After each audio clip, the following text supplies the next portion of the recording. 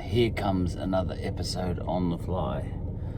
I've decided to go for 1,000 episodes. I'm up to 300 and something, I think. Yeah, definitely 380 something. All right. And it's been a while since I talked about coronavirus. And it's being talked about too much. So I've got nothing to add. So I'll add something. And what's my take on coronavirus? At this point in time, because it's been a while since I've spoken about it, and we know a lot more about it now.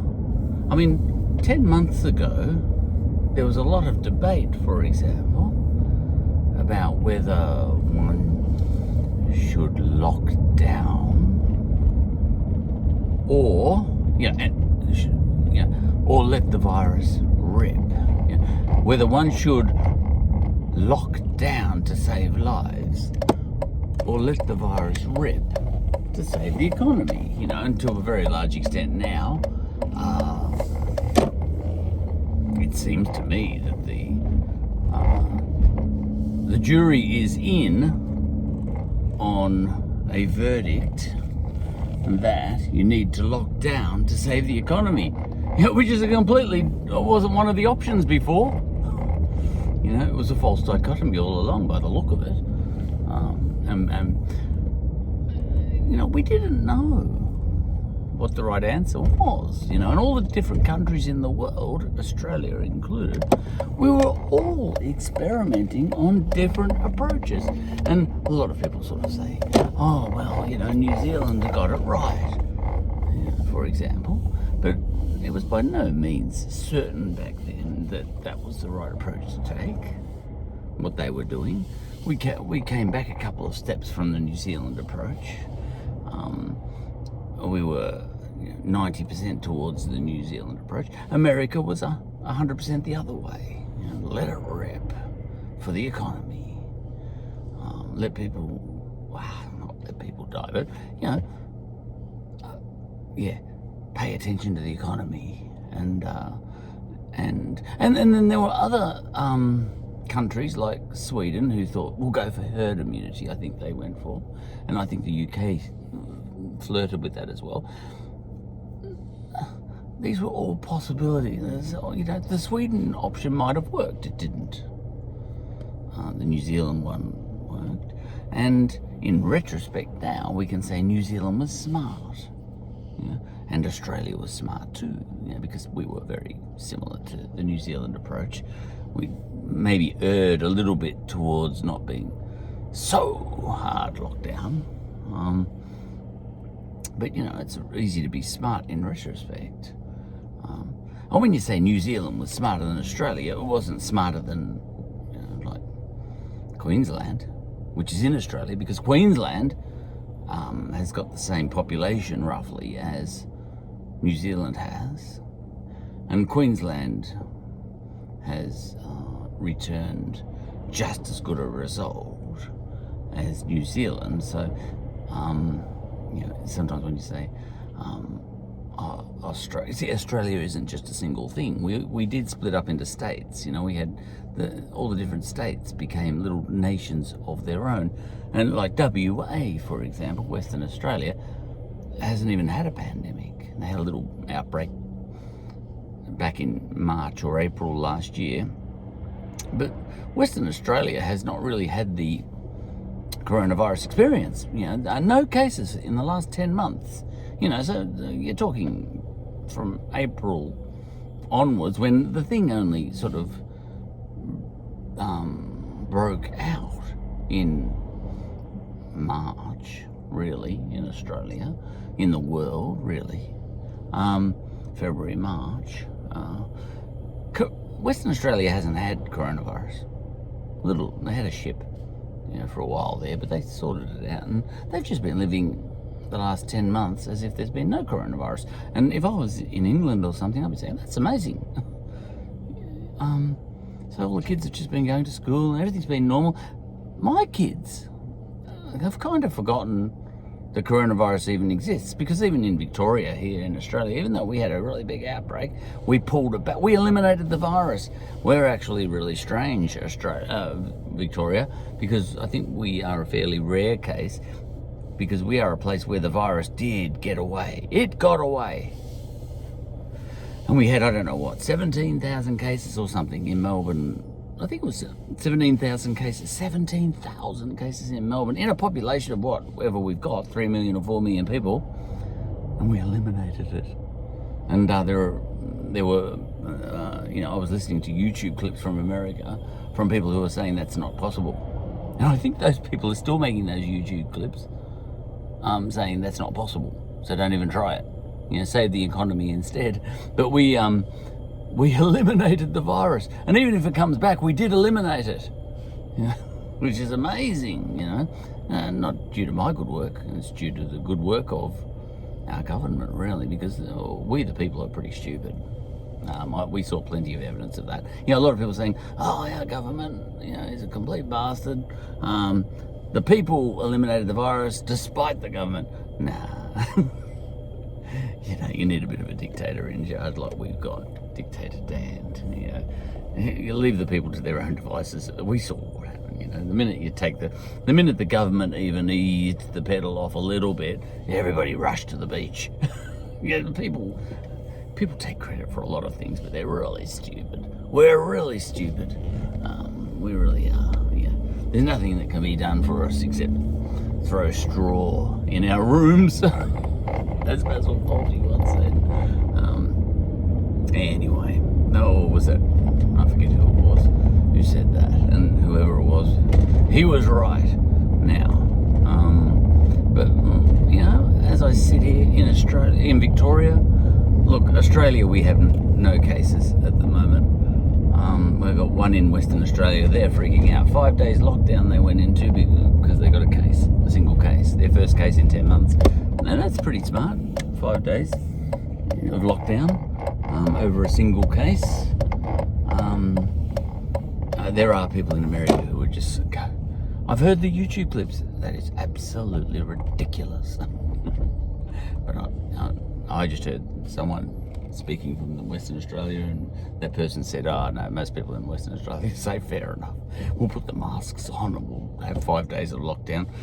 So the reporter who asked that, we know what it's like to have 10 months of no coronavirus while the whole world's getting infected. So we know the benefits. We'll do 5 days, for goodness sake.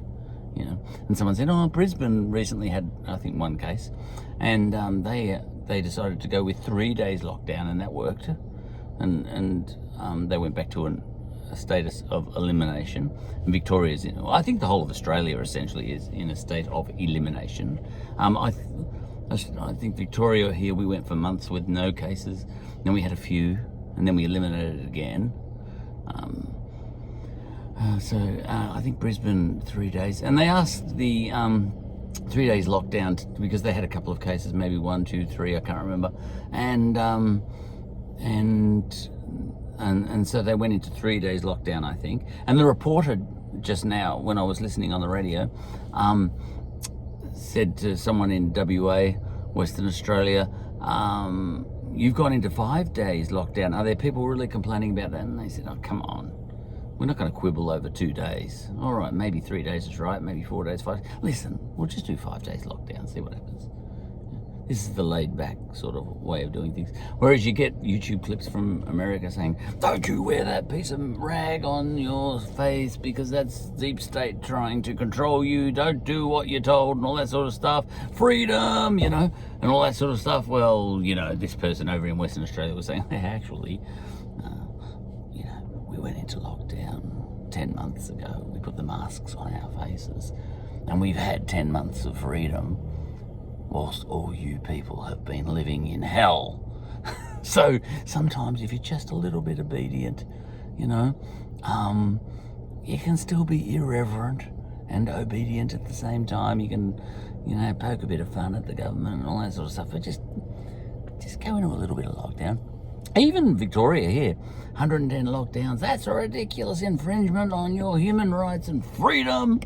That's what Americans would say. But I went through that 110 days of lockdown, all that sort of stuff. Yeah, people lost their jobs. That's really bad. But they're losing their jobs anyway in America, even though they've got freedom, and refuse to lock down and all that sort of stuff. So they're losing their jobs now anyway, So we did 111 days lockdown, hard lockdown or whatever here in Victoria. Oh, yeah, that was really bad. And it was really bad. However, once we did that, the virus was totally eliminated. And now, for the last 3 months or something, we've been living, I just go to the shops. We've got the Australian Tennis Open at the moment, and I think 30,000 people a day are going to be at the Tennis Open. The footy's going to start soon, and we're all just going to go to the footy with no real chance of catching coronavirus. All that sort of stuff. Big crowds that are not super spreader events. I don't think, I'd rather be here than elsewhere. In New Zealand, they get the big tick. They worked it out perfectly, perfectly well. People, if you lived in New Zealand for the last year, coronavirus really never happened. But overall, my sense of everything, and you could say a million words about coronavirus, is that it's a combination of science and psychology. I think some people have said, just follow the science. It's all about the science, But my take, for what it's worth, which is not much, is that no, it's about a 50-50 combination of science and psychology. So for example, the science says you need to wear a mask only if you can't social distance, And some people said, all right, I'm going to take my mask off if I get 4 meters away from someone, and then put it back on if I come. We should be allowed to walk in the park here without our mask on, because as long as we're socially distanced from other people, and it's absolutely ridiculous to wear a mask through that park when you're all by yourself. It's just stupid, But it's not only science. I think it was smart what Australians did, what we Victorians did. We said, no. There's psychology as well. People are idiots, and I include myself in that.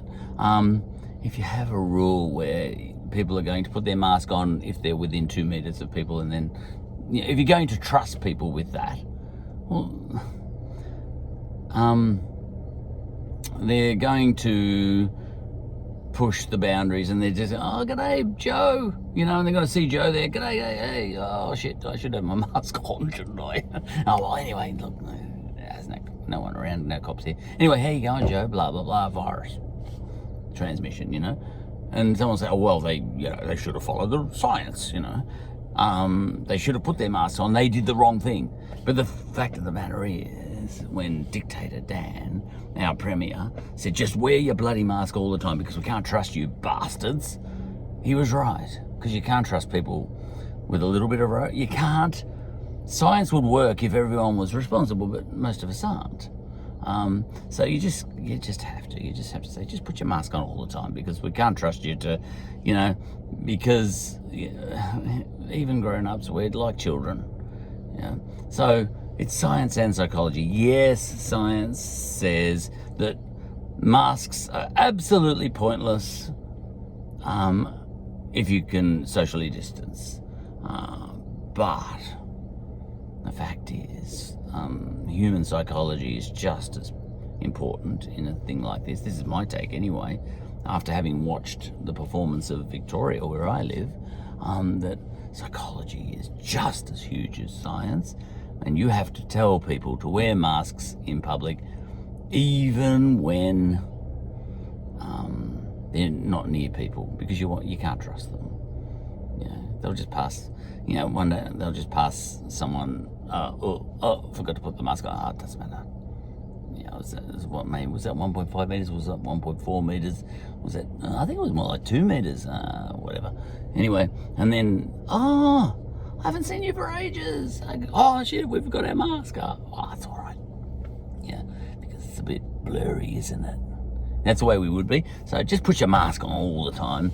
And obviously, don't listen to all those Illuminati people who think that, deep state is experimenting with facial recognition to make sure that that works with a mask on. That's why they're getting you to wear the mask, because they're experimenting. They've got CCTV everywhere and they're taking photos of just your eyes because they're trying to do iris recognition. And the pandemic, the virus was just released in order for them to be able to test that technology, because they were thinking, how can we get everyone to wear a mask so that we can test iris technology from a distance?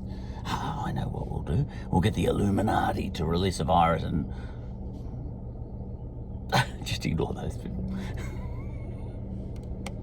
They can let them go on Facebook. And now, so I think science and psychology. All right, gotta go.